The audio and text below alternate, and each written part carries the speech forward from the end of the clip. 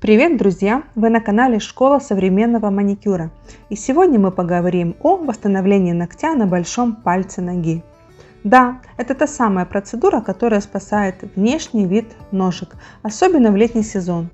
У нас сегодня клиентка с частичным анихолизисом и укороченным ногтем.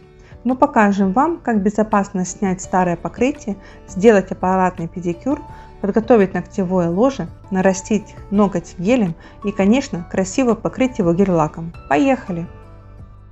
Перед началом всегда делаем визуальный осмотр. Видим, что ноготь укорочен, свободный край отсутствует, а в зоне стрессовой точки анихолизис.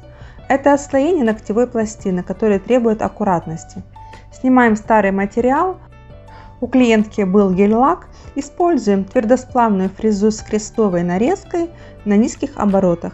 Работать будем без нажима, плавно, чтобы не задеть чувствительные участки ногтевой пластины. В этом видео также я вам расскажу о том, можно ли наращивать ногти, если есть анихолизис. Есть несколько нюансов, досмотрите это видео до конца. Далее будет самая интересная и полезная информация, как же правильно поступить. Итак, снимаем гель-лак и на остальных ноготках. Не забудьте подписаться на мой YouTube канал, чтобы в будущем не пропустить новые интересные и полезные видео для вас. А также, если вам нравится видео, ставьте лайк.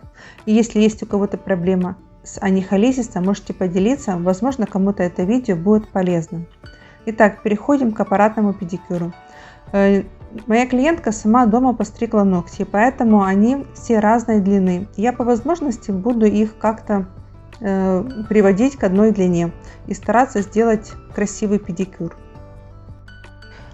Я прохожусь кусачками по отросшему краю ногтю.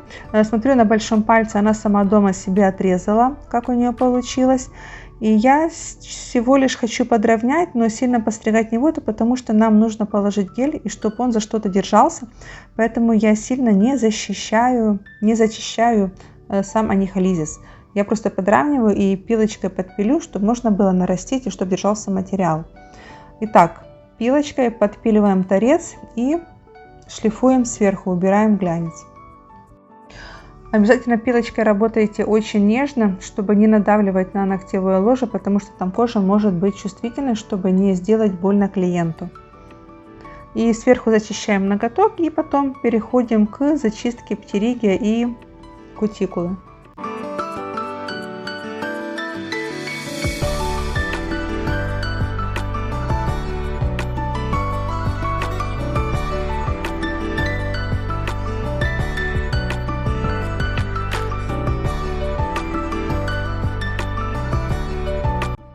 Переходим к аппаратному педикюру. Обрабатываем кутикулу, убираем птериги, зачищаем боковые валики. Очень важно не травмировать кожу вокруг ногтя, особенно если есть воспаление. Далее легкое шлифование ногтевой пластины бафом и обезжириванием. Также нанесем антисептик и регидратор, чтобы подготовить ноготь к наращиванию. Сейчас делаем классический аппаратный педикюр. У меня на канале есть видео, где я подробно рассказываю о этой процедуре, как делать аппаратный педикюр. Я с ламиневидной насадкой, с красной насечкой убираю птериги, поднимаю кутикулу и на открытом ногтевом ложе, где есть чуть-чуть грубая кожа, я тихонько, аккуратно провожу, чтобы не сделать больно клиенту, зачищаю кожу. Потом меняю насадки. Убираю кутикулу, прохожусь шаровидным бором, все делаю как классический аппаратный педикюр.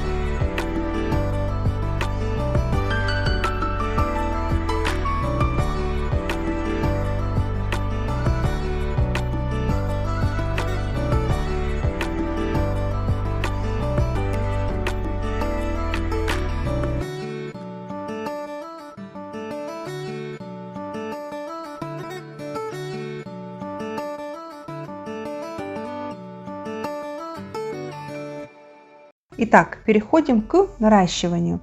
Я нанесла праймер, дала просохнуть пару минут, затем просто базу наношу тонким слоем, как бы подложку, и просушиваю в лампе 30 секунд. Пока сушится наш ноготок в лампе, мы подготовим форму. Я делаю форму для нижнего наращивания. Итак, беру форму, ее отрываю, и нам нужно из нее вырезать, чтобы она подошла под большой палец ноги. Так как форма рассчитана для пальцев рук, ее нужно специально вырезать, потому что она как есть на ноготок не оденется. Смотрите, я пробую одеть, и получается она не заходит под ноготок, и есть много отверстий, поэтому я вырезаю ее внизу квадратом, и она четенько становится, и будет хорошо нарастить ноготок, и также потом она легко снимется с пальца и останется нарощенный ноготь. Итак, форму я одела, хорошо закрепила, заклеила, чтобы она сидела, не съехала. И беру гель для наращивания ногтей. У меня гель прозрачный. Я вначале беру горошинку геля на кисточку, ставлю по центру ногтя и формирую ноготок. Ввиду той длины, которая мне нужна. Конечно, делаю чуть больше, потом я буду подравнивать, укорачивать, подпиливать. Вот ставлю горошинку и растягиваю гель, тяну как ниточкой, паутиночкой в разные стороны и выкладываю. После этого даю в лампе просохнуть около 1 минуты. Гель у меня средней консистенции, и это очень хорошо помогает формировать ноготь, повторяя анатомическую форму. При необходимости укрепляем стрессовую зону и отправляем в лампу.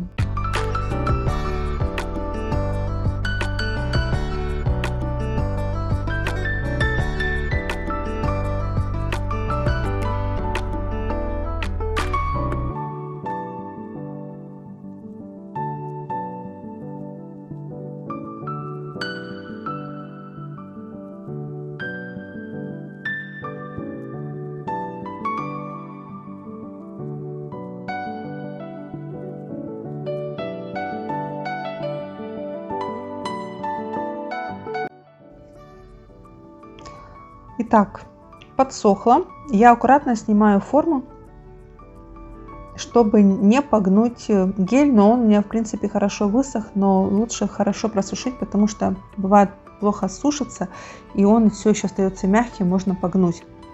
Смотрим, какой у нас получился ноготок. Убираем липкий слой. И сейчас я кусачками и пилочкой сделаю ту форму, которая мне нужна.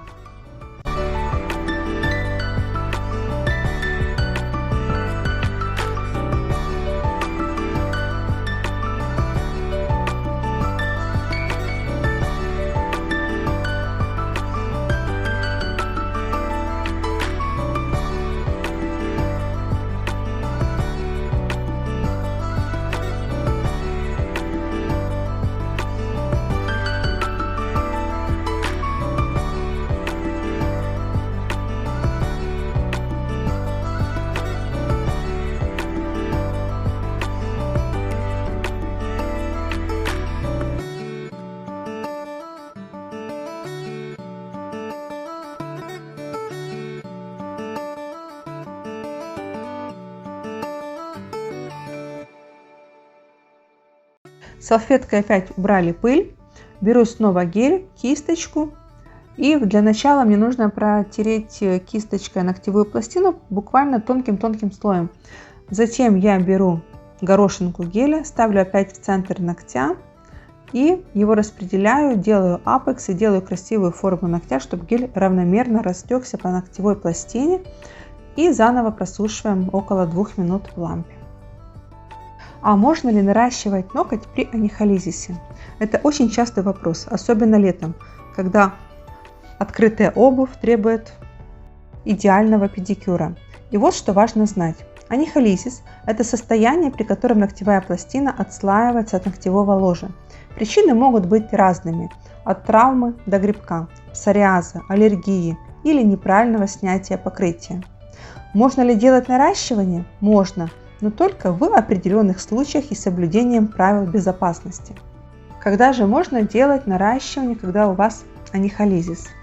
Если анихолизис не прогрессирует, Зона отслоения ограничена и без воспаления. Второе. Если причина механическая травма или давление обуви, и ноготь отрастает чисто. Третье. Если клиент прошел консультацию дерматолога, исключена грибковая инфекция. И если мастер работает стерильно, использует антисептики, регидраторы, антисептическую базу. Но есть случаи, когда нельзя наращивать ноготь. Когда же? Если анихолизис вызван грибком, псориазом или инфекцией, наращивание запрещено сначала к врачу. Если зона отслоения мокнет, воспалена, болит, есть запах, это медицинский случай. И третье, если ноготь слишком тонкая и легко травмируется. Что делать, если наращивание все же делается? Во-первых, используем гель с антисептическими компонентами. Второе, не перекрываем зону отслоения материалом, наносим только на здоровую часть ногтевой пластины. И обязательно объясняем клиенту, что это эстетическая коррекция, а не лечение. Не скрываем проблему под плотным цветом или клиент еще не был у врача. Важно, наращивание не лечит анихолизис. Это временная мера для эстетики. Настоящее восстановление – это время, грамотный уход и лечение причины. Когда гель высох, я опять вытираю липкий слой и пилочкой пройдусь мягкой стороной, отшлифую и сделаю его идеально ровным.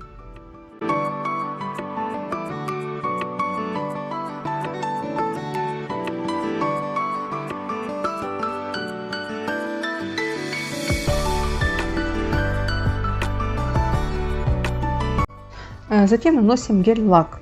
Я делаю это 2 слоя. Каждый слой сушим отдельно. Завершаем выравнивающим тоном без липкого слоя. Важно для ног: на лето выбираем стойкие покрытия и желательно использовать антисептический праймер до базы, чтобы избежать грибка. После покрытия наносим масло для кутикулы и легкий массаж.